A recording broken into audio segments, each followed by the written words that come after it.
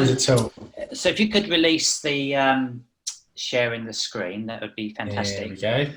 And again, very, very fortunate to have Richard Peters on the call with us today. Richard, see if I can. Oh yes, you've unmuted yourself, Richard. Are you there, Richard? I'm indeed, thank you. Okay, brilliant. Yeah, I can hear you fine. You've got a lovely plant behind you, Richard. I assume that's a real plant and not like an It is indeed. Okay, very, very nice. It's a rescue plant. It was from our son's student apartment. It was nearly dead. So. Oh, really? Oh, well, it's looking very healthy now. Thank you very much. Yeah. Well, thank you for the opportunity, and hi, ladies and gentlemen. I'm going to give you just bullet points as a structure. Hang on, does this? Let me try to. Yeah, it's just right. I've just got a message that's come up. Richard has started sharing the screen. Yeah, we can see that, Richard. Yeah. So I'm just going to show you the structure of it, but I'm not going to be reading off slides or anything. So it's really about just briefly where I am today. When was the light bulb moment? What was it? How I started getting into the properties in an intentional way rather than accidental. There was a group called AQS. That was my rapid expansion phase. Then came the big crash, 2008. Then what happened to get out of that, the recovery and getting back on my feet again, and the need for finding an office. Then the office, GNBC, Great North Business Centre. Then a little bit on what we're doing today in residential. And then I'll take questions at the end, if you don't mind. Yeah, perfect. So stop share. So in what we have now is some HMOs here in Hertfordshire, a couple of single lets in Hertfordshire and some single lets in Luton. But the centre of gravity really is our HMO portfolio in Hatfield. My wife and son, he's grown up, he's at university. They're both supportive, but haven't had much involvement in it really. We currently have an office building in Hatfield where our offices are. That's a rent-to-rent project on its own. I'll come back to that. I have a team of part-timers, intentionally part-timers rather than any full-timers in there.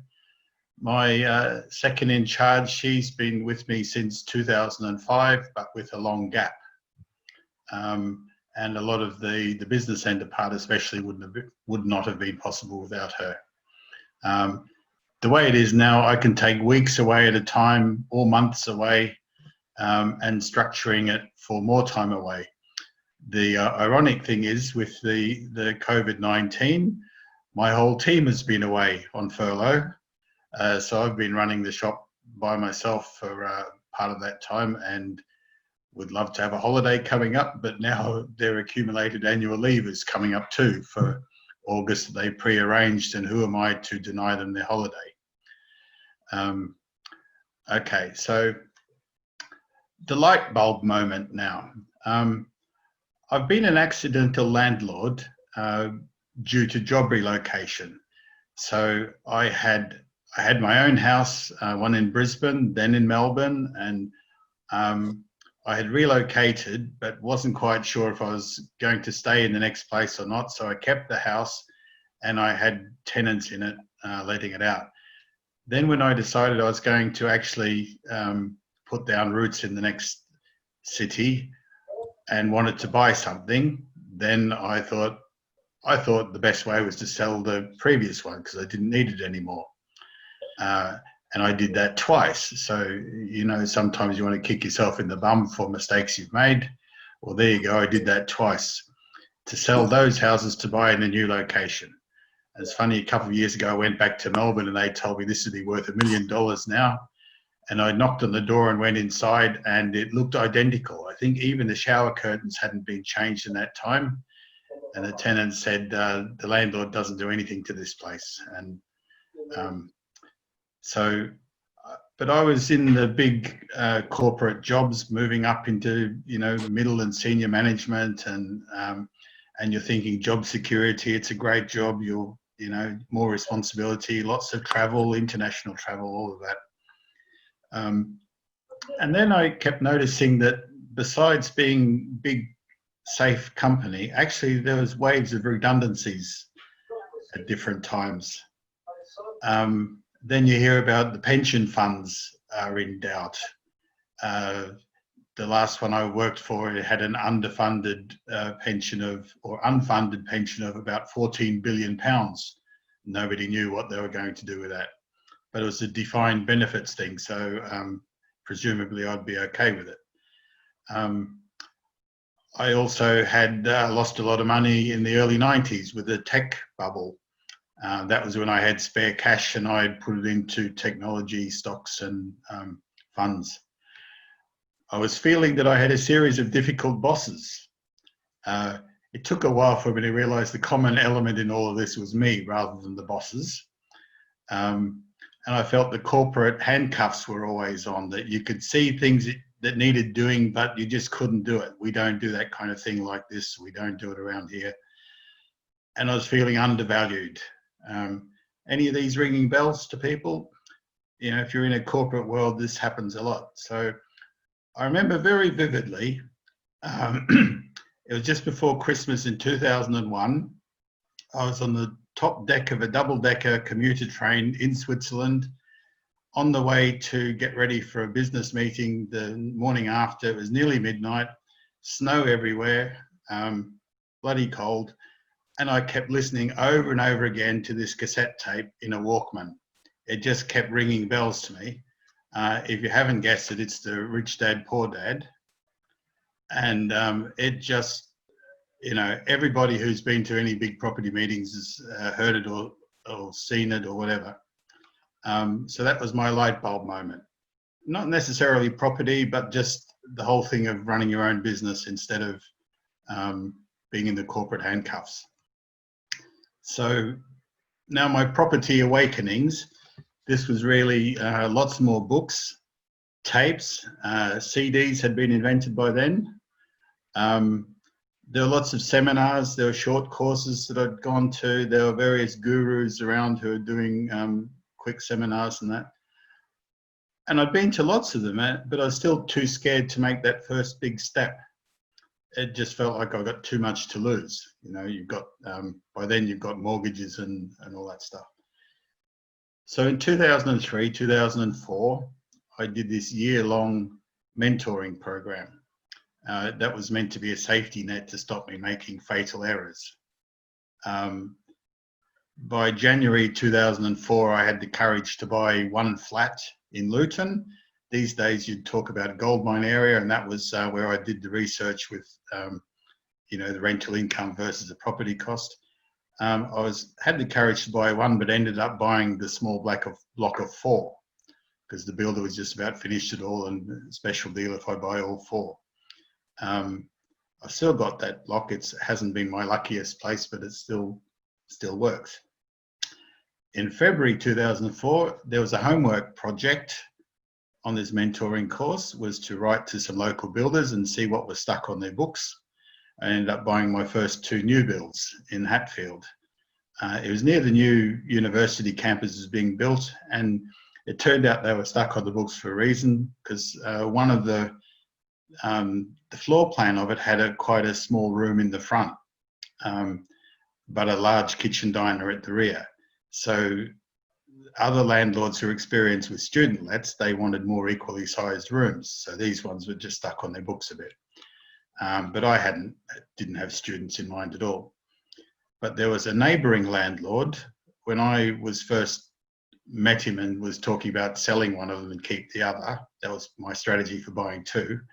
He said, "Don't be crazy, I'll fill them straight away with students for you. I'll manage them for you if you want as well."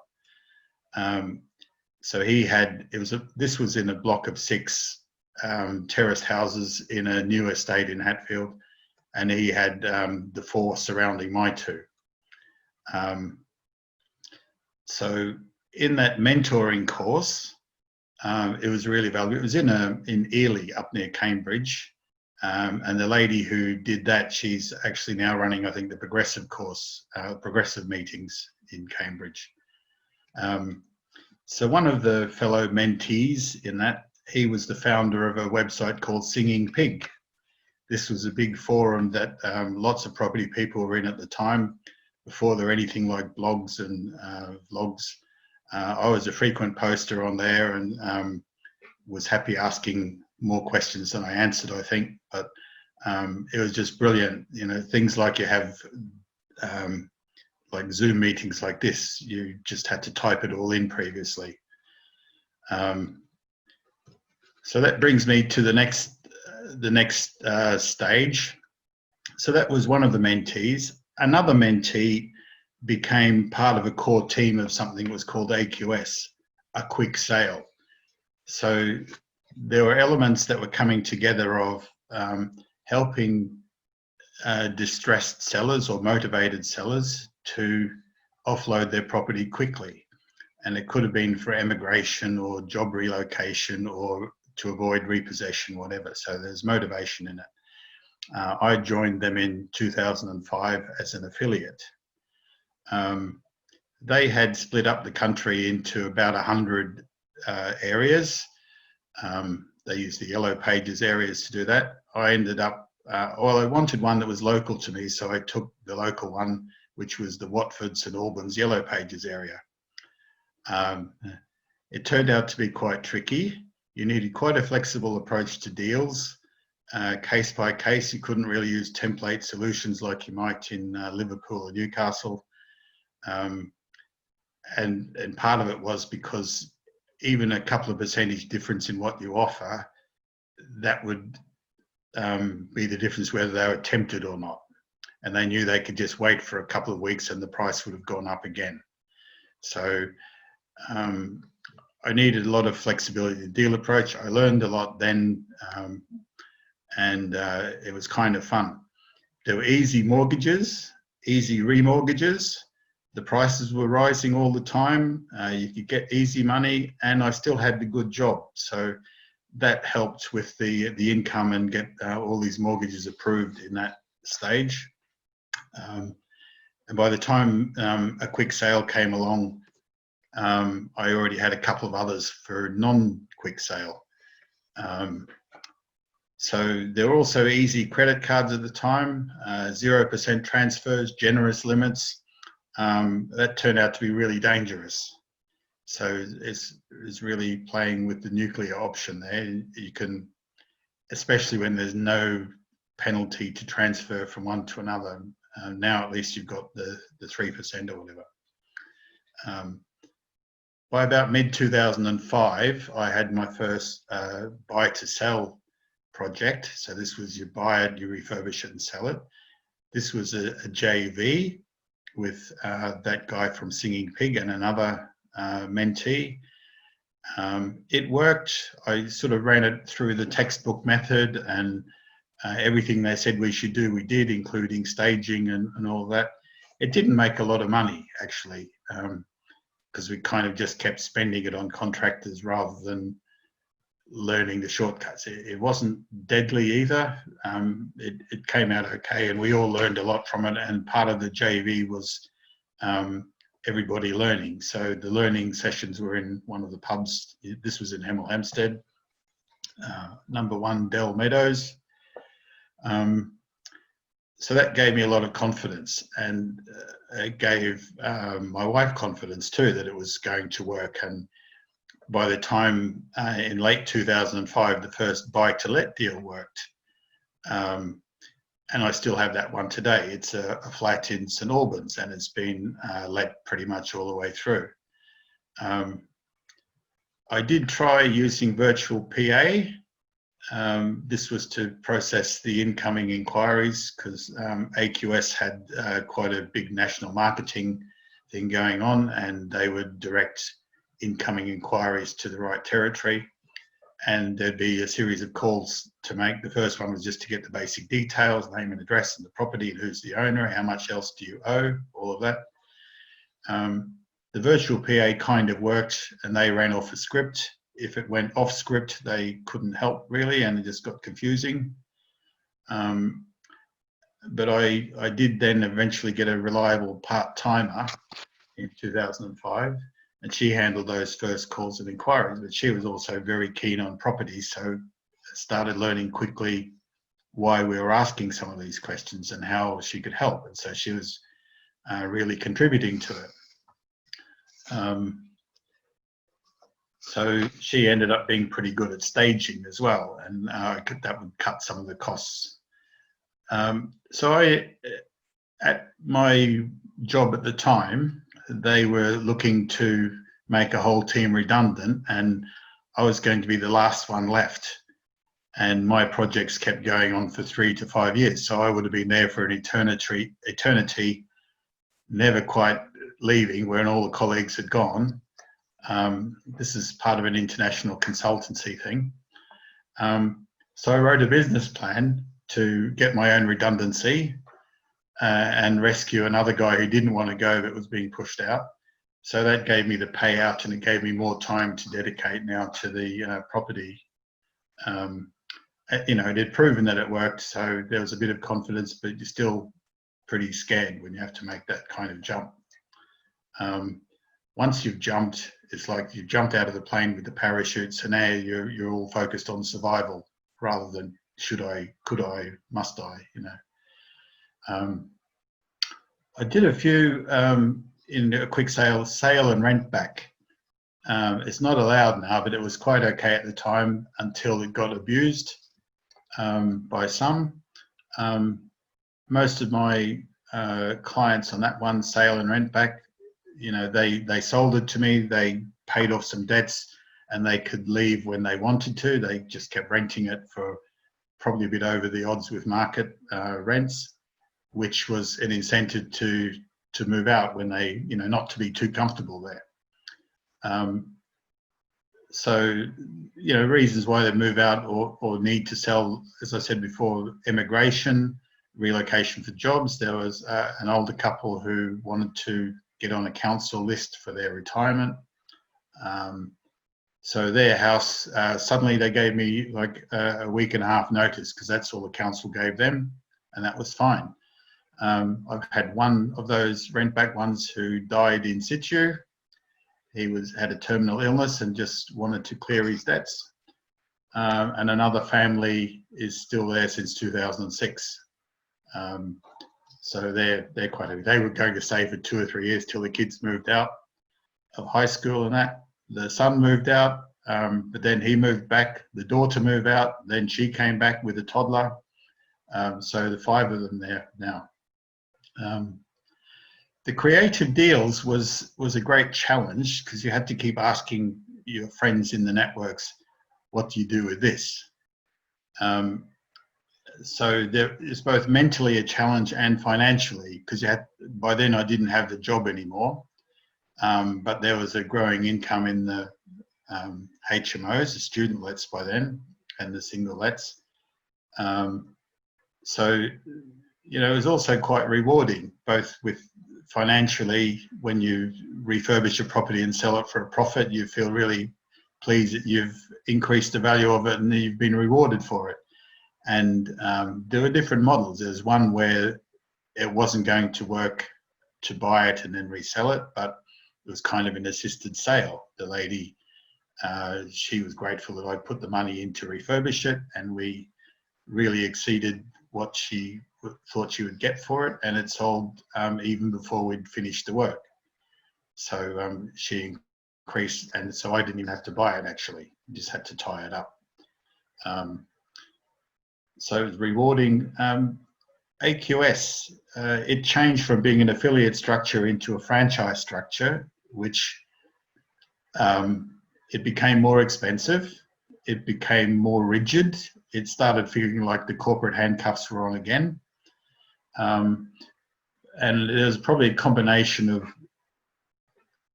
greed and, I don't know, naivety, but I should have stopped a lot sooner. And it nearly dragged me down, just staying there and not wanting to bail out when I could see what was happening. So when the crash came, or just before the crash came, AQS had started in commercial as well as residential. And part of the training of that was really good. I think it was in Nottingham, or it could have been York. They did a huge launch thing, and the star speaker was Dolph DeRoos, if any of you heard of him. He's one of the Kiyosaki partners. Lovely guy, and I sat next to him all through one dinner on that. And only last week, on my phone, his face has popped up. He's doing this big thing in America now, COVID commercial opportunities. And I was just thinking of him as I wrote these notes for this thing, and being there as he pops up again.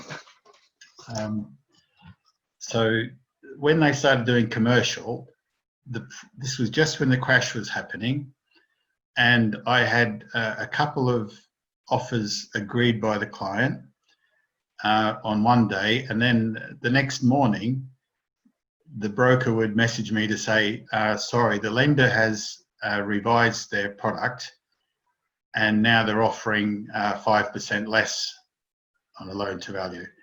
So I'd have to go back to the person who's already a motivated seller or distressed and say, look, I'm going to have to reduce the offer. Yeah, sure, okay. And you can imagine that they're probably feeling, not just resentful, but suspecting something. And then the very next morning, it happens again. And so I just had to call the two different sellers at the time and said, look, I'm really sorry, I'm going to pull out of this. I can't do this, look you in the face and make you think that I'm doing this just to apply leverage to you. And I just didn't do the commercial thing anymore after that. So I was oblivious to the news that were coming out in the UK and America and around the world. What's these Lehman Brothers? It doesn't affect me. Naive. You think you're invincible when you've got a model going and it works and you've had money before and things won't change. Overconfident. Own ability. We've had some successes. So that came to be my near-death property experience. In 2007, 2008, I had 3 of these AQS buy-to-sell property deals going on, all of them in St Albans, where I had it was a little pipeline. So the biggest one I ever had, it had been completed and was on the market just as prices started to tumble. And then it came a point couldn't even get a viewing, and people who had already made an offer had held back now because they wanted to see how far it would fall. The second one, we had already stripped out the kitchen and bathroom as part of the whole total refurbishment. And at that point, you can't refinance it anymore because it's deemed as not habitable. The bank representative, he would kindly park his Porsche around the corner when he came to have a look. It was the same. It was part of. It was NatWest who were the bridging finance at the time. AQS had a deal going with them. It had been good until then. The third one, we'd just bought it and it was going to have a small extension on it, like we'd done on a couple of others. But it was literally liquor paint and sell it again. No loss, but no gain either. It was only the cash flow from the HMOs that kept everything going. So the first big one managed to sell it just enough to clear the bridging finance, but lost a lot of money out of that. The second one managed to finish it off over a long period with a helper. I wouldn't say it was great quality, but we had planning permission for a loft extension, and that increased the value enough to make a little bit of profit out of it. And weeks later, when I drove past, the loft conversion was well underway. So I had lost big money. I barely paid back the bridging finance. I had no capital left.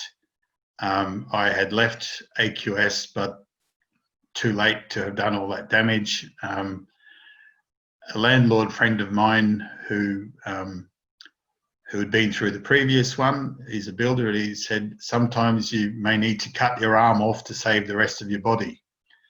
Now, funny enough, just recently I've noticed there's a movie about, maybe that's what he was referring to. It's called 127 Hours, about this rock climber in Utah who gets stuck with his arm in a boulder and he has to chop it off with a blunt pocket knife to save the rest of him because nobody's coming to help. It's a hard thing to kind of imagine doing that, but this fellow Steve, he'd been through this, and the guy in the movie obviously literally had done it. So yeah, you have to leave some things behind. These days, when you see all these things of Syrian refugees and that, they just get out with the clothes they're in. So I looked on it as being it could be worse. So by then I long given up my consulting work, so I didn't have that income anymore. I'd lost all the capital that I'd had accumulated by that time. So the plus side was now I had plenty of time available because there was no consulting, and I certainly had the motivation to get going on that. So if I just pop up again on this thing here, just to show you where we are with this. So we're now gone through the AQS and the crash part, so I'm just going to now come into the upswing, let's say. Okay, and we're doing with time. Okay, we'll rattle through a bit faster. Okay, so the recovery, I just narrowly avoided bankruptcy. I guess I was saved by determination, by the HMO cash flow. That was going all right. The Bank of England had dropped its base rates massively, and all of my mortgages were on variable rates and interest only. And that was intentional. The big companies I'd been in before, they were all self-insurers. And if you go for fixed rates, that's kind of you're letting the bank take some of the risk for you and you get charged for it. If you go variable rates, you could be playing with fire. So that can be scary if you have a big change in the rates. So everybody's got their own comfort level, but for me, that's still the way I like to do it. I had the help of a jobless friend. He'd been made redundant, and he was sort of jack of all trades, eager to do anything, almost for beer money. I wasn't trying to cheat him out of anything, but together we did a variety of work hands-on. He had a great work ethic, and I think I learned something like that from my dad too. And we kept the plates spinning really for all that period. Eventually, I could rehire that part-timer that I had previously. She now had a couple more kids, and we had a couple of other part-timers to help with admin. We tried running team meetings from hotel lobbies, coffee shops, but where do you keep all the files that everybody needs? Where do you keep the keys? How do you meet students to hand over keys? They're always late. You're going to sit in cars waiting. If these are part-timers, they're mums and they've got to get home to cook the dinner and the students are late. So now what happens? They couldn't get in for viewings. This is all just unreliable, very frustrating for everybody. So you need to get your own office. So in finding an office, where would you get one? And, I'd originally grown the portfolio to be 30 to 45 minutes from home. And I didn't want to have places, houses in Wales or Newcastle, whatever. I just wanted them close by. But the centre of gravity had kind of developed in Hatfield with the HMOs, really. So in 2013, I started looking around Hatfield for an office because that's where the cluster of student HMOs was. We found one that was a nice name in 2014, 1A Town Centre.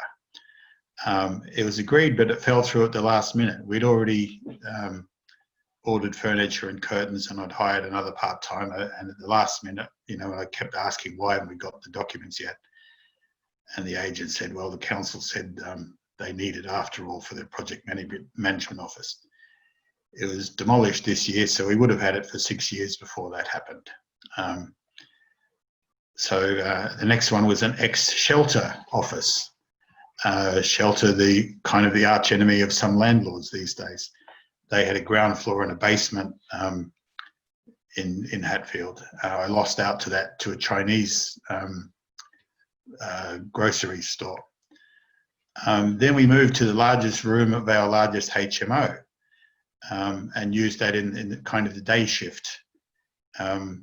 It worked okay with 4 people. It proved the concept that it was good to work together, and we had a clear time to go home when the HMO tenants started coming home. But that wasn't a long-term solution. I looked at lots of other shops and offices, empty ones, including Regis. There's the big network of offices, but by then I was gaining confidence that there was quite a shortage of affordable, decent offices around Hatfield. And in late 2014, there was a property called North Place, diagonally opposite Hatfield Station. It got all the creative juices going again. How would you make this work? We only needed 2 rooms, but this had about 30. What do you do with that? It's part of the Hatfield House Estate, so it's a listed building. It looked pretty, but how hard could it be? So Jeremy Clarkson School of Property. So Great North Business Centre was born from this, GNBC. We opened it in April 2015. It's a rent-to-rent project. So I'm paying, or that company is paying the landlord to rent the whole building, and we rent out room by room to micro businesses and sole traders as offices. So it's 30 rooms in the main building plus the annex. You can't convert that to bedrooms as a large HMO because there's no permitted development on listed buildings, even if the landlord, which is Lord Salisbury, hang on, something just popped up. Even if the landlord agreed and even if the council agreed. Anyway, so we just thought instead of bedrooms, it's going to be offices. It wasn't like we were doubling the number of rooms that we dealt with or the number of tenants or the turnover or anything. So it's just that they're offices instead of bedrooms. So the team of part-timers that I have there, they run almost all of the day-to-day stuff of our HMOs and the single-lets and the offices from there. Like I said, I can have weeks away or months away at a time, and it seems like they can too now with the furlough, although some of them are back now. It's only my second in charge who can't because all the kids are still away from school. So it's home for, up to about 25 micro SMEs and sole traders there, plus ours, and we have a boardroom and communal facilities. There's one company that has the whole annex, and there's sometimes there are companies that have multiple offices or just one.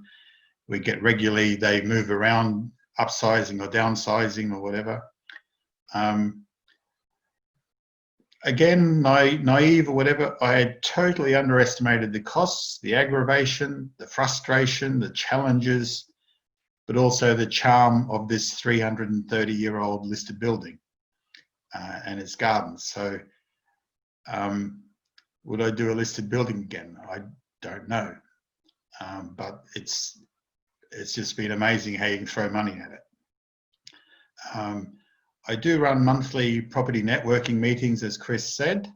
They're actually influenced by Chris and Lisa's meetings in St Albans with the relaxed style, no paid speakers, don't have to hide your credit card. We're running that on Zoom at the moment. I took it up on the second Tuesday of the month after there was a progressive property thing in Hatfield. It ended, so I just took the same evening but in our business centre instead of in a hotel room. So we run those every month on the second Tuesday on Zoom, and we've also started end of last year, started running a series of quite popular cash flow game. There's also from Rich Dad, Poor Dad. It's been great fun. You get to escape the rat race in the game.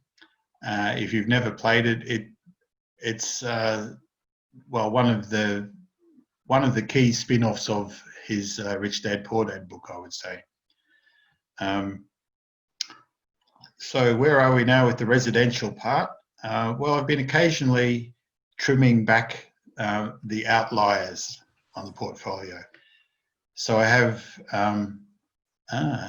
cash flow on the iPad. Okay. Yeah, that's good. It might just need to speed up a little bit, Richard. Yeah, nearly Sorry. done. Yeah. Yeah. Nearly Okay. done. Thanks. Yeah. Okay. So I always have a plan in mind. If property X were to become vacant, what would you do with it? So some of them been trimmed back, and others are ready for trimming, except I've got great tenants, and you don't want to just get rid of it. The unlucky flats in Luton are still there. There was that first block of flats that I said. Lots of things happen there with tenants and the building. But if you take all of that into account, all the costs and the aggravation, it's still making decent money. So, just holding on to that still. I have looked at trying to sell it with planning permission. So the aim is just keep squeezing more juice out of the existing portfolio. I've converted some to HMOs. I've added en suites where I could. I've upgraded things where I could. These days, I only really know just the long-term tenants or the ones that have caused big trouble. I used to know them all by name. I have a mix of managing some of the properties with my own team. I've got an agent who's another landlord. He's the one in Luton who mentioned about cutting your arm off. I've got a letting agent in our office building who does tenant find for us. And I've got a rent-to-rent going on two of my HMOs that aren't in Hatfield, and there's another HMO landlady who's running those for me. So this is me getting someone else to do a rent-to-rent on it.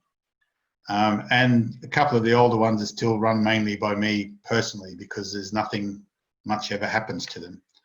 I'm quite interested in commercial to residential opportunities as buy to sell or buy to let, but haven't had a great appetite for getting into it much because the business centre has kept me quite busy.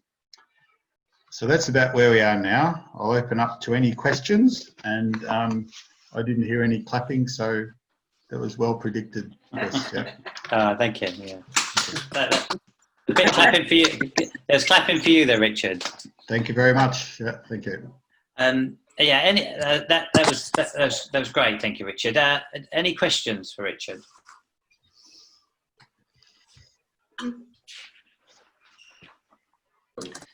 I have a question, Richard. Okay, yeah. Hi, thanks for your talk. Hi. Have you had any tenants that have not paid during Corona? In our HMOs in Hatfield, I've had, I think, 4 now who have, or 3 who have given notice because they've lost their jobs, and a 4th one who has relocated with his wife for the lockdown in Manchester, I think. But he's holding on to it at the moment. It's been very little of people not wanting to pay. It's been a bit surprising. In the business centre, it's been different. Small businesses are scared, but it's been hard work trying to come up with deals for them. But in residential, it's been remarkably steady. Okay, thank you. That's good to hear, Richard. Yeah. Any other questions? Hi, Richard. I've got a quick question. Hi, Broden. Hi there. With your HMOs in Hatfield, you have a lot of student tenants? No, we stopped doing student tenants probably 4 or 5 years ago. That was triggered when the university announced that it was going to build 2,500 new rooms, and ended up being, I think, about 5,000. Yeah. And I converted 2 of them in the first year from students to working people, just to get a feel for a different market. And so I chose the ones that were always the slowest to fill. And it turned out that it actually was pretty straightforward to find working people. And so the following year we did 2 more, and then 2 more after that. So we don't have any student lets anymore, except that sometimes we get recently graduated ones who there's kind of a grey zone there, and we'll take it case by case. But we've had a couple of people who said they weren't students, but they were, and it turned out to be a bit difficult. But mature students are different as well, so case by case. Thank you very much. Yeah, that's a good question, actually. A very good question. Any other questions for Richard? I think what I really liked, Richard, and it reminded me of Andy's talk last month, in that, you've had quite a journey. We've all made mistakes, and you can see sort of how yours particularly has been a bit of a roller coaster. But you're doing well. I was just thinking, if you had to change one thing, what would that be? I mean, probably the whole thing around lending around 2008, I suppose. Would that be it? No, I would say that's par for the course. What I would have changed was never having sold off the first 2, and then regretting afterwards. Yeah. You just kick yourself when you realise what a stupid mistake you've made. Yes, well, it's a bit hindsight, Richard. I think we've all been there. I suppose the thing in this country is, if you go back 20 years, there wasn't the mortgage products around really to sort of do that. Was it different in Australia then? I guess I wasn't very knowledgeable and aware of the mortgage products, and when family and friends are already thinking you're a bit young to have your own house. Well, in Australia it's different. I guess everybody buys their own house, but who would have 2? Why would you want 2 mortgages? And then it's kind of like, why do you need it? And so I just didn't have the right mindset for that at the time. Yeah. And even coming to the UK, it was and doing the property courses, it's still a bit of a hard sell to people. So I've mentioned my wife and son; they're supportive, and I took them to Peterborough for the multiple streams of property income course, which I'd been on once. I think paid £100, and the next time I went as a volunteer, then the third time I took them along just so they would understand what I was talking about. It was quite good. It was an eye opener for them, and my son loved seeing the Ferraris and stuff out the front. And, yeah, we've all been there, I think. That's really good. So thanks for your really honest appraisal, and that's really good. Can I add something? Sure. Hi, Soriana here. Hi, Richard. I was just thinking, actually, as you were talking, how courageous you've been, because you've had so many ups and downs with your property investing and different things that you've gone through, but you're still here and you're still doing it. And I just think that's really great. I think that's really courageous. I think other people would have thrown the towel in. Well, thank you very much. Because it must have been really hard, with your experiences, but you must really enjoy it and you must get pleasure from it as well, even though you've gone through the highs and lows. Yeah, I let me just say, you'll guess my age now, but in the 2008 one, in the depths of all of this, was my 50th birthday. Oh. And my wife and son were trying to cheer me up, and we had family members come over, and I was just in such a dark place. And then when you need to work out what's the worst that's going to happen now, and then you realise, well, actually, and this is going through kind of insolvency practitioners and all that, and I avoided the bankruptcy, but you learn that actually the council won't make you homeless. They won't take away your car because you'll need that to get a job. You'll still have your computer. If you look at any of the motivational books, you've still got what's in your head, not what's on top, but what's inside it. So what's the worst that can happen? You've got still your family around you and friends and your knowledge, and I hadn't. That gave me the courage to keep fighting the insolvency guys not to let it go to bankruptcy, no matter what, because there was still a decent cash flow, and that was going to be the easiest way for them just to, have it all sold off. And I convinced them, it's kind of a business plan again, that my creditors would lose out if that happened, because they leveraged as far as they could be with Mortgage Express at the time, 85%, and then just at the beginning of 2008 they pushed their portfolio product on me and gave me even more money. Yeah. So I've still got those same mortgages. I haven't increased. You can't increase them. The rates have recently dropped again, so that's all in my favour. So that sale and rent back people I told you about from 2006, I've never increased the rent. Oh wow. Because my costs have never gone up. And they know that I'll do everything compliant for them and safety, but I'm not adding more to it, and I'm also not putting up the rent. And so we've come to that kind of position where they know that if they want to rock the boat, they won't get anything for that price. They're not in a hovel, it's not squalid, but they get quite a cheap rent for that. Since when you haven't increased the rent? 2006. 2006. Must be a bit of a bargain, Richard. It was over the odds at the time, but they stayed there, and they've been quiet tenants, and it well and truly pays the mortgage. And that's I could have put them out long ago and converted it to a HMO, but I haven't. Okay, that's really good of you, Richard. Yeah. So that's fantastic, Richard. I have to draw a line there now be fair to Richard too. But fantastic, really insightful, really interesting, Richard. So thank you very much. And also, I would endorse your meeting. So I've been along to your meeting myself, and it's well worth attending. So I'd encourage people to go along to see you. Thank you very much. Okay, so I'll move swiftly over now to Richard Evans.